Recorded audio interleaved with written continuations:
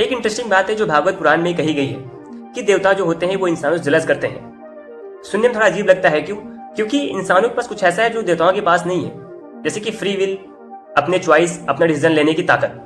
देवता इतने परफेक्ट हैं कि वो नेचर के नियम के बाहर जा ही नहीं सकते, वो सिर्फ अपना काम करते हैं। जैसे वायुदेव वायु चलाते हैं या फिर हवा चलाते हैं, वैसे ही सूर्यदेव रोशन करते हैं, कोई चॉइस नहीं, कोई फ्रीडम नहीं। अब आते हैं भागवत गीता पे। जब अर्जुन ने श्री कृष्ण का विश्व रूप देखा तो वो कंप्लीटली शॉक रह गए और उन्होंने पूछा कि आप कौन हैं? तो श्री कृष्ण का जवाब था, मैं काल हूं।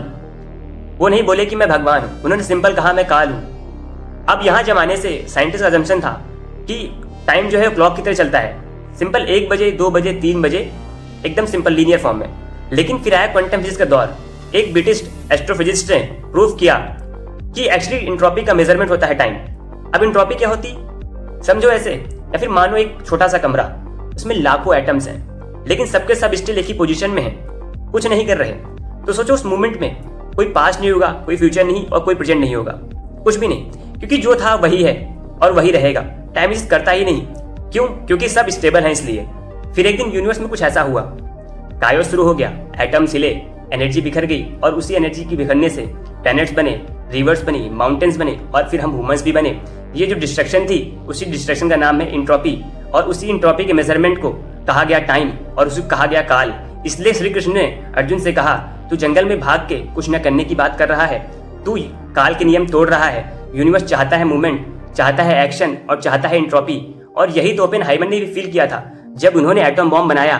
तो उन्होंने भागवत गीता की वही लाइन पढ़ी, now I am become the death destroyer of the world. अब मैं काल बन गया हूँ, दुनिया का विनाशक। यहाँ डिस्ट्रक्शन मतलब सब कुछ खत्म करना नहीं था, मतलब था इंट्रोपी को बढ़ाना, एक स्टैग्नेंट यूरेनियम पीस को तोड़ के मैसी कायोस क्रिएट करना। और ये वापस लाता है पहले सवाल पर, देवता इंसानों से जेलस क्यों होते हैं? क्योंकि वायुदेव हवा चलाते हैं, सूर्यदेव रोशन करते हैं, वो अपनी इंट्रोपी को चूज नहीं कर सकते।